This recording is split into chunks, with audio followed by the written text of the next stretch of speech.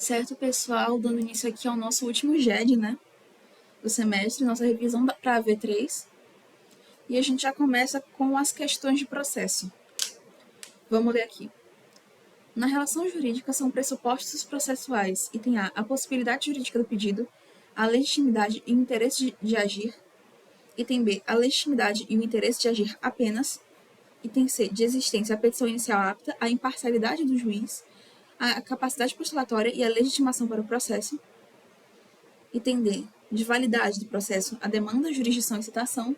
Item E, negativos, tais como a perempção, a litispendência, coisa julgada e a convenção de arbitragem. E nesse caso, o item correto é o item E, os negativos. Só lembrando, os negativos são aqueles que não podem existir para que a nossa relação jurídica seja considerada válida. Enfim, continuando. Questão 2. De acordo com o CPC de 2015, o processo será extinto sem a resolução do mérito, na hipótese em que A. Decidir de ofício ou a requerimento sobre a ocorrência de decadência ou prescrição. B. Acolher ou rejeitar pedido formulado na ação ou na reconvenção. Item C. Homologar a transação. D. Verificar a ausência de pressupostos de constituição e desenvolvimento válido e regular do processo. Item E. Homologar a renúncia e a pretensão formulada na ação ou na reconvenção.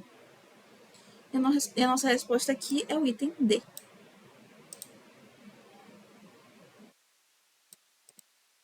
Perdão. Só ajustar aqui.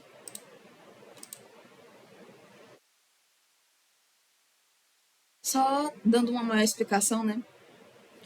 Sem a resolução do mérito, é aquela situação que o juiz, o magistrado, vai dar fim ao processo, ele não vai resolver a questão do mérito, porque nessa situação ele vai verificar que faltam itens essenciais. Por exemplo, os negativos que a gente tem aqui seriam a situação de existe perempção, existe litispendência, existe coisa julgada, existe convenção de arbitragem. Tem esses aqui, não seria um caso realmente, né, de se trabalhar com a análise do mérito. A resolução, no caso, né? Questão 3. A respeito dos pressupostos processuais no direito processual civil, assinale a alternativa correta. A. O desenvolvimento teórico da categoria pressupostos processuais deve-se a Hans Kelsen e tem a origem na identificação do processo como conjunto de relações jurídicas distintas daquela que constitui o seu objeto. Item B. Pressupostos processuais são todos os elementos de existência, os requisitos de validade e as condições de eficácia do procedimento, que é ato complexo de formação sucessiva. Item C. Os elementos objetivos de uma relação jurídica são as partes do direito aplicável ao caso. D. Toda falta de pressuposto processual leva ao juízo de inadmissibilidade do processo. E item E. É possível ter capacidade processual e não ter capacidade de ser parte. E o item correto aqui, gente, é o item B. E eu só queria fazer falar aqui um ponto importante, porque, por exemplo, você pode, tecnicamente, o que seria nessa situação de questão de capacidade seria legitimidade extraordinária, não seria propriamente capacidade processual. Por exemplo, de novo, daquela questão do menor que está acompanhado com a mãe, com o pai, com o avô, com a avó, em uma ação de alimentos, por exemplo. Essa pessoa tem capacidade de ser parte nessa situação, mas não tem capacidade processual. E o que vai acontecer? Vai haver uma situação de legitimidade extraordinária. Nesse caso, isso daqui poderia ser considerado correto, mas a gente está falando de uma questão de processo, de pressupostos processuais. Então, embora o item em si esteja correto, nesse caso não seria a resposta.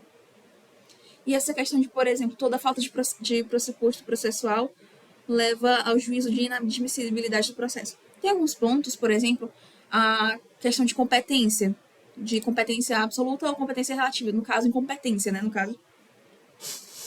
Não seria um juízo de inadmissibilidade, seria levado ao outro juízo, se fosse o caso de incompetência absoluta. Se fosse relativa, teria, claro, né, que esperar que as partes se pronunciem a respeito da situação. Questão 4. Julgue o item que se segue a respeito dos institutos da litispendência e da coisa julgada. Aqui, gente, eles deram... Nessa questão aqui, a resposta foi dada assim de mão beijada. Por quê? Porque a gente tem aqui a litispendência quando se repete a ação que já teve decisão de mérito transitada em julgado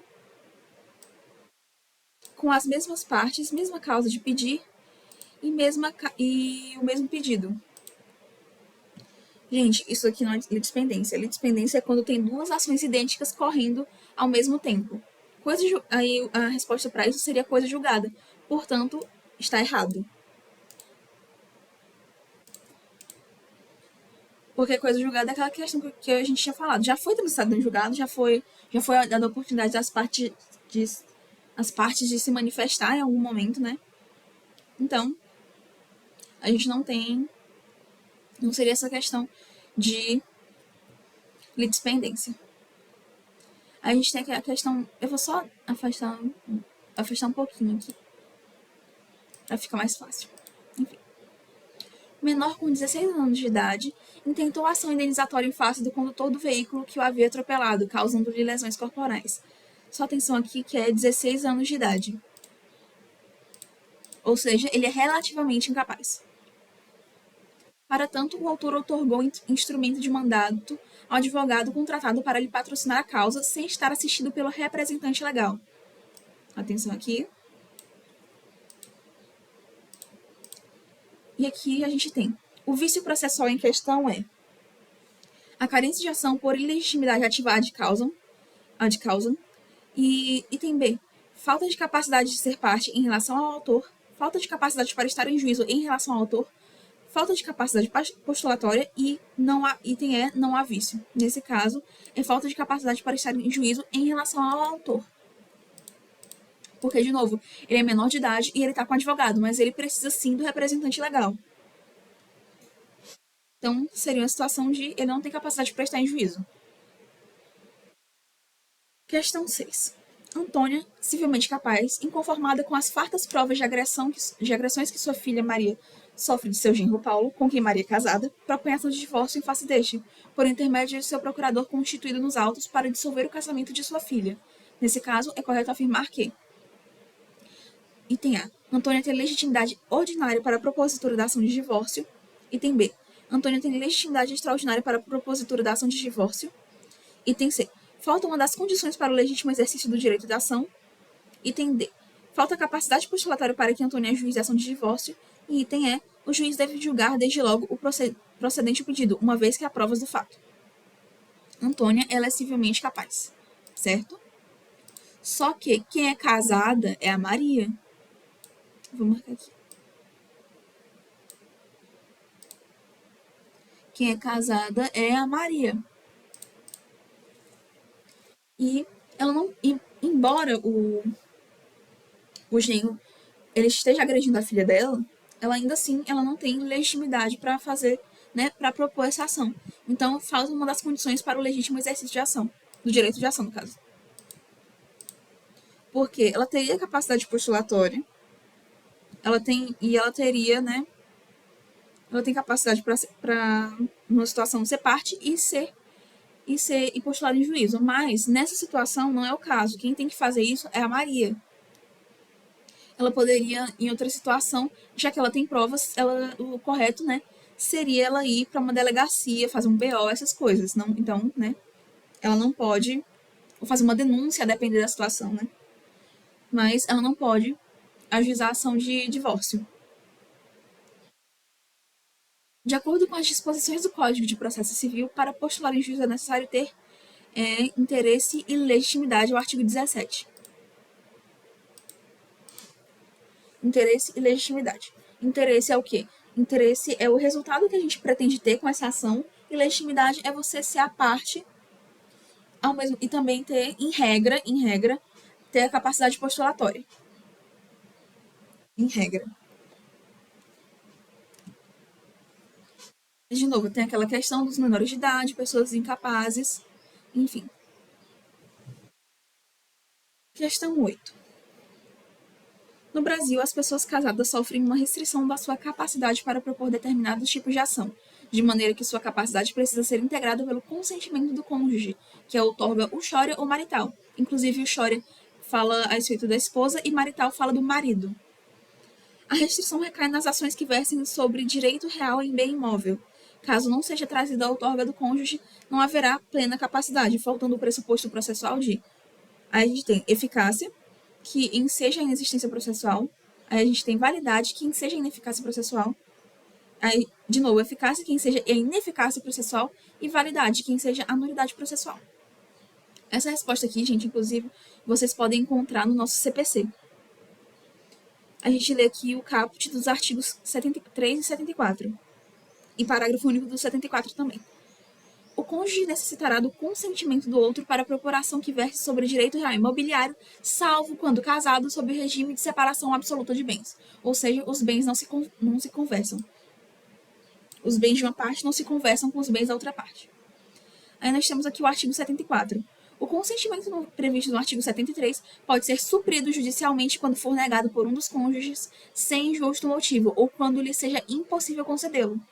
E o parágrafo único a gente tem aqui. A falta de consentimento, quando necessário e não suprido pelo juiz, invalida o processo. Então, a gente tem aqui o item D, que é validade que enseja a nulidade processual.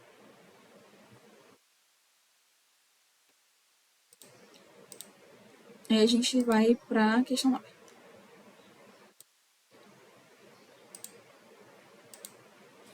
A doutrina majoritária atual, com base no disposto do Código de Processo Civil, classifica os pressupostos processuais como positivos ou negativos, sendo os positivos divididos em pressupostos de existência e de validade. Sobre o tema considerado, o entendimento doutrinário, considerando o entendimento doutrinário, são os pressupostos. Item A. Negativos de validade, inexistência de perempção, litispendência e coisa julgada. Item B. Positivos de existência, legitimidade processual, citação e jurisdição. Item C. Positivo de validade, demanda, capacidade postulatória e compromisso arbitral. Item D. Positivo de existência, compromisso arbitral, citação válida e competência. E item E. Positivo de validade, jurisdição, demanda e legitimidade processual. E aqui o item correto é o item E. Não pode existir perempção, não pode existir litispendência e não pode existir coisa julgada.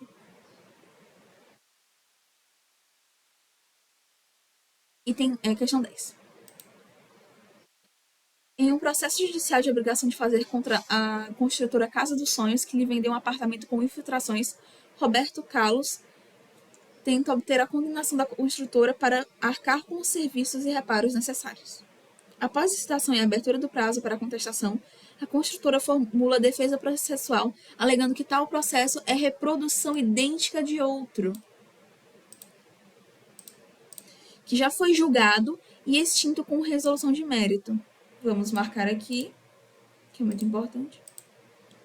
No qual Roberto Carlos já recebeu sua indenização. Nesse caso, o pressuposto processual que está sendo violado é